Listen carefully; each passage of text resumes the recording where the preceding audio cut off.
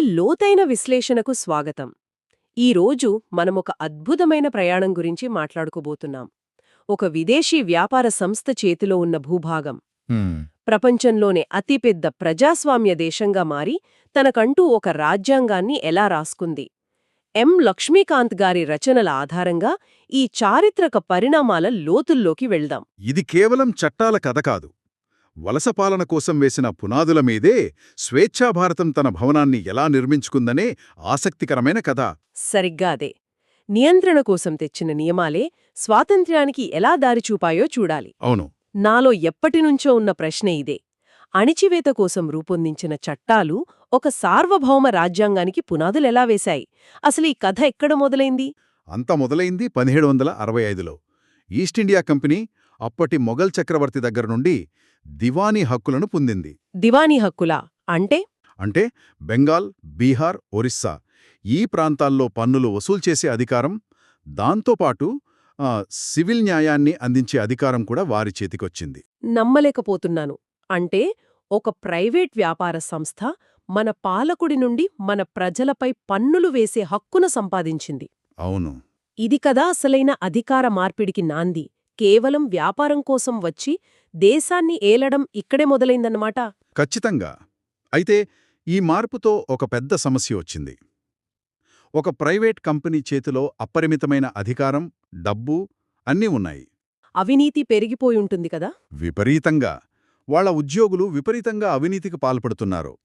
లండన్లో ఉన్న బ్రిటిష్ ప్రభుత్వానికి ఇది పెద్ద తలనొప్పిగా మారింది. తమ పేరుతో ఈ కంపెనీ చేస్తున్న అరాచకాలను అదుపు చేయాల్సిన అవసరం ఏర్పడింది. ఆ ప్రయత్నంలో వచ్చిన మొదటి చట్టమే రెగ్యులేటింగ్ చట్టం 1773. ఓహో, అంటే ఇది కంపెనీకి సహాయం చేయడానికి కాదు, దాన్ని కంట్రోల్ చేయడానికి తెచ్చిన చట్టం. ఇందులో ముఖ్యమైన మార్పులేంటి? 2 ప్రధానమైనవి. మొదటిది, కంపెనీకి రాజకీయ, పరిపాలనా బాధ్యతలు కూడా ఉన్నాయని బ్రిటిష్ ప్రభుత్వం మొదటిసారి అధికారికంగా గుర్తించింది. రెండవది, బెంగాల్ గవర్నర్ను గవర్నర్ జనరల్ ఆఫ్ బెంగాల్లో మార్చారు. అంతేకాదు, కలకత్తాలో ఒక సుప్రీంకోర్టును కూడా ఏర్పాటు చేశారు.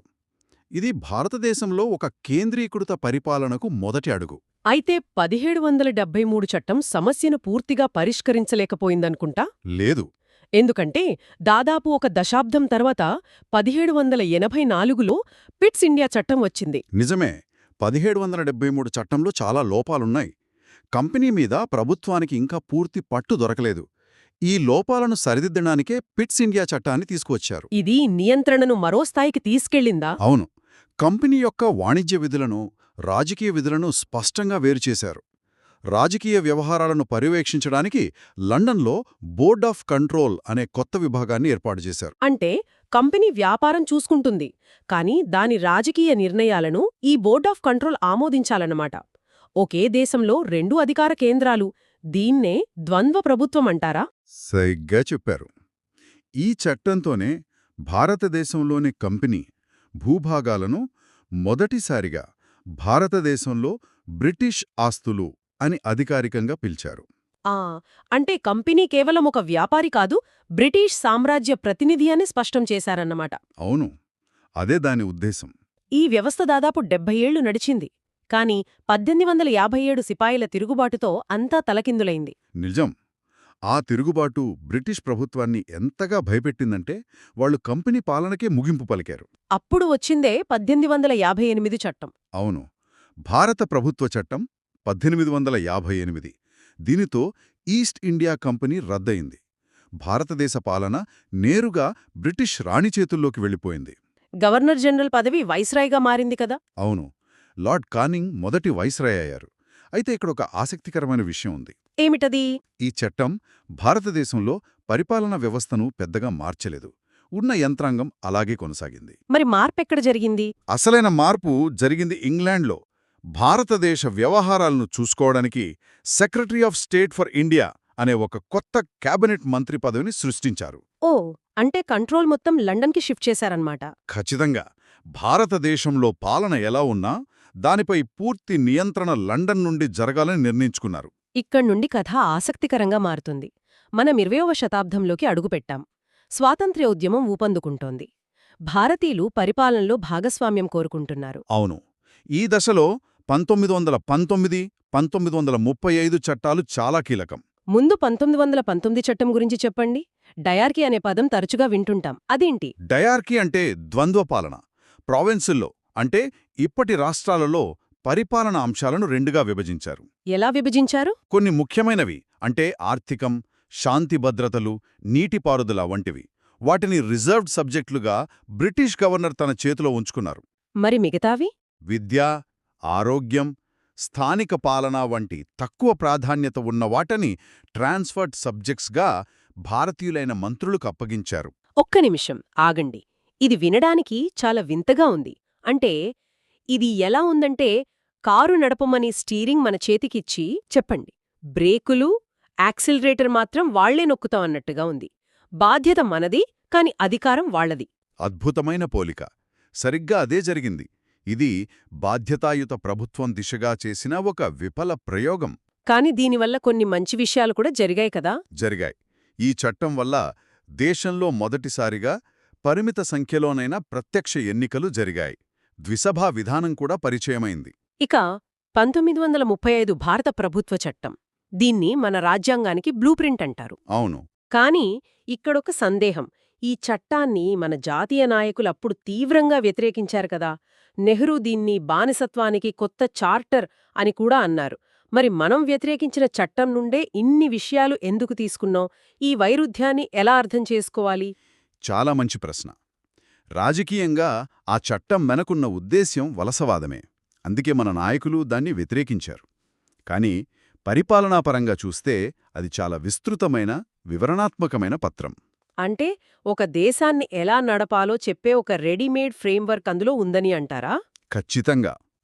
ప్రావిన్సులకు స్వయం ప్రతిపత్తి ఇవ్వడం, అధికారాలను కేంద్ర, రాష్ట్ర, ఉమ్మడి జాబితాలుగా విభజించడం, reserve bank of India, federal court ఏర్పాటు, ఇవన్నీ అందులో ఉన్నాయి. ఓ, స్వాతంత్ర్యం వచ్చాక 0 నుండి మొదలుపెట్టే బదులు ఇప్పటికే ఉన్న ఈ పరిపాలనా అస్థిపంజరాన్ని తీసుకొని దానికి ప్రజాస్వామ్య ఆత్మను జోడించడం సులభమని మన రాజ్యాంగ నిర్మాతలు భావించారు. అంటే పునాది వాళ్లది, కాని దానిపై కట్టిన భవనం, దాని ఆకృతి, దాని ఆత్మ మనదన్నమాట. సరిగ్గాదే. అయితే ఆ వారసత్వంలో కొన్ని చీకటి కోణాలు కూడా ఉన్నాయి. ఉదాహరణకు మన రాజ్యాంగంలోని అత్యంత వివాదాస్పదమైన ఆర్టికల్ 356 అంటే రాష్ట్రపతి పాలన. దాని మూలాలు కూడా ఈ 1935 చట్టంలోనే ఉన్నాయి. అప్పుడు గవర్నర్లకు ఇచ్చిన అపరిమితమైన అధికారాల నీడ మన సమాఖ్య వ్యవస్థపై ఇప్పటికీ పడుతోందన్నమాట. ఇది చాలా ముఖ్యమైన విషయం. అంటే ఇది కేవలం స్ఫూర్తి కాదు, ఒక రకంగా వలసవాద వారసత్వం. సరే, ఈ బ్రిటిష్ చట్టాల నుండి మన స్వంత రాజ్యాంగం వైపు ప్రయాణం ఎలా సాగింది? ఇక రాజ్యాంగ పరిషత్ కథలోకి వెళ్దాం. 1946లో క్యాబినెట్ మిషన్ ప్లాన్ కింద రాజ్యాంగ పరిషత్ ఏర్పడింది. దీని సభ్యులను ప్రజలు నేరుగా ఎన్నుకోలేదు. పరోక్షంగా ఎన్నుకున్నారా? అవును. అప్పటి ప్రావిన్షియల్ అసెంబ్లీ సభ్యులు పరోక్షంగా ఎన్నుకున్నారు. అందుకే ఇది పాక్షికంగా నామినేట్ చేయబడిన సభ. ముస్లిం లీగ్ దీన్ని బహిష్కరించటంతో డిసెంబర్ 9, 1946న జరిగిన మొదటి సమావేశానికి కేవలం 207 మంది సభ్యులే హాజరయ్యారు. ఆ సభకు తాత్కాలిక అధ్యక్షుడిగా డాక్టర్ సచ్చిదానంద సిన్హా వ్యవహరించారు. ప్రత్యక్షంగా ఎన్నుకోబడనప్పటికీ ఆ సభలో ఒక గొప్పతనం ఉంది. అది భారత సమాజానికి అద్దం పట్టింది. హిందువులు, ముస్లింలు, సిక్కులు, క్రైస్తవులు, పార్సీలు, ఆంగ్లో ఇండియన్లు, షెడ్యూల్డ్ కులాలు, షెడ్యూల్డ్ తెగలు, మహిళలు, అందరి ప్రతినిధులున్నారన్నమాట. అవును, అన్ని వర్గాల ప్రతినిధులు అందులో ఉన్నారు. అదే దానికి నైతిక బలాన్ని, చట్టబద్ధతను ఇచ్చింది. తర్వాత డాక్టర్ రాజేంద్ర ప్రసాద్ శాశ్వత అధ్యక్షుడిగా ఎన్నికయ్యారు. ఇక డిసెంబర్ 13, 1946 జవహర్లాల్ నెహ్రూ చారిత్రాత్మక ఆశయాల తీర్మానం ప్రవేశపెట్టారు. దాన్ని రాజ్యాంగం యొక్క ఆత్మ అని ఎందుకంటారు? ఎందుకంటే ఆ తీర్మానం మనం ఎలాంటి దేశాన్ని నిర్మించుకోబోతున్నామో స్పష్టంగా చెప్పింది. అది రాజ్యాంగ రచనకు ఒక తాత్విక దిక్సూచిలా పనిచేసింది. ఏం చెప్పింది ఆ తీర్మానం? భారతదేశం ఒక స్వతంత్ర, సార్వభౌమ గణతంత్ర రాజ్యమని, అధికారమంతా ప్రజల నుండే వస్తుందని, పౌరులందరికీ సామాజిక, ఆర్థిక, రాజకీయ న్యాయం మరియు అవకాశాలలో సమానత్వం హామీ ఇస్తుందని ఆ తీర్మానం ప్రకటించింది. అంటే రాజ్యాంగంలోని ప్రతి ఆర్టికల్ను రాసేటప్పుడు ఈ ఆశయాలు నెరవేరుతున్నాయా లేదా అని వాళ్లు సరిచూసుకున్నారన్నమాట. నిజమే. ఆ తీర్మానం యొక్క సవరించిన రూపమే మన రాజ్యాంగ ప్రవేశిక అంటే ప్రియాంబుల్. అది కేవలం ఒక చట్టపరమైన పత్రం కాదు, నూతన దేశం యొక్క ఆకాంక్షల ప్రకటన. 1947లో స్వాతంత్ర్యం వచ్చాక ఈ రాజ్యాంగ పరిషత్ పాత్ర మరింత పెరిగింది. దానికి 2 బాధ్యతలు ఉండేవి కదా. అవును. 1 రాజ్యాంగాన్ని పూర్తి చేయడం, 2 దేశానికి తాత్కాలిక పార్లమెంటుగా పనిచేయడం. ఇక అసలు విషయానికొస్తే ముసాయిదా కమిటీ, దాని అధ్యక్షులు డాక్టర్ బిఆర్ అంబేద్కర్. ఇక్కడ అంబేద్కర్ గారి పాత్ర గురించి ఎంత చెప్పినా తక్కువే. ఆయన్ని రాజ్యాంగ పితామహుడు, ప్రధాన శిల్పి అని పిలవడానికి కారణమదే. ఆయన చేసిన ప్రధానమైన పనేమిటి? వివిధ కమిటీలు ఇచ్చిన నివేదికలను, ప్రపంచంలోని అనేక రాజ్యాంగాలలోని ఉత్తమ అంశాలను మన దేశ అవసరాలకు అనుగుణంగా క్రోడీకరించి ఒకే పత్రంగా మార్చే బృహత్తర కార్యాన్ని ఆయన చేపట్టారు. 7 సభ్యులున్న ఈ కమిటీ దాదాపు 6 నెలల్లోనే మొదటి ముసాయిదాను సిద్ధం చేసింది. ఆ తర్వాత ఏం జరిగింది? ఆ ముసాయిదాను వెంటనే ఆమోదించేశారా? లేదు, ఆ ముసాయిదాను ప్రజల ముందుంచారు. విమర్శలు, సూచనల కోసం 8 నెలల సమయమిచ్చారు. అంటే పబ్లిక్ కన్సల్టేషన్ జరిగిందనమాట. అవును. వార్తాపత్రికలలో విస్తృతమైన చర్చ జరిగింది. వచ్చిన సూచనల ఆధారంగా మార్పులు చేసి తుది ముసాయిదాను సభలో ప్రవేశపెట్టారు. దానిపై దాదాపు 1 ఏడాది పాటు క్లాజ్ బై క్లాజ్ చర్చ జరిగింది.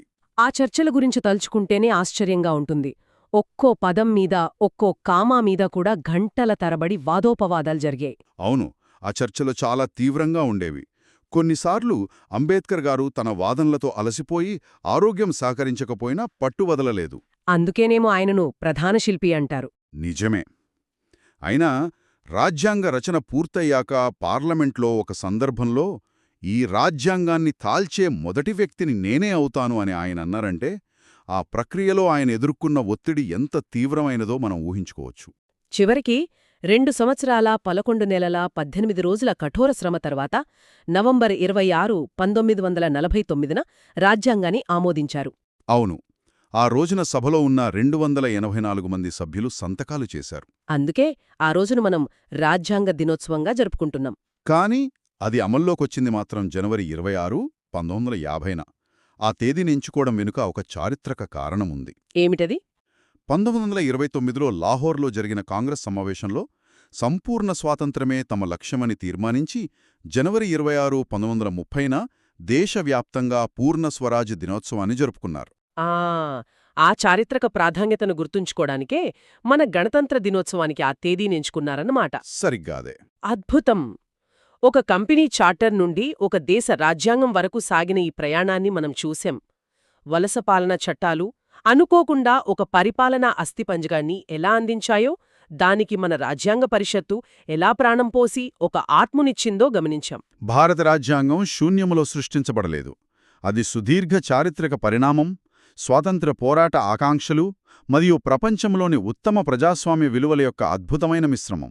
అవును, అది మన గడిచిన కాలపు వారసత్వం, రాబోయే కాలపు వాగ్దానం. ముగించే ముందు శ్రోతలు ఆలోచించడానికి ఒక విషయం.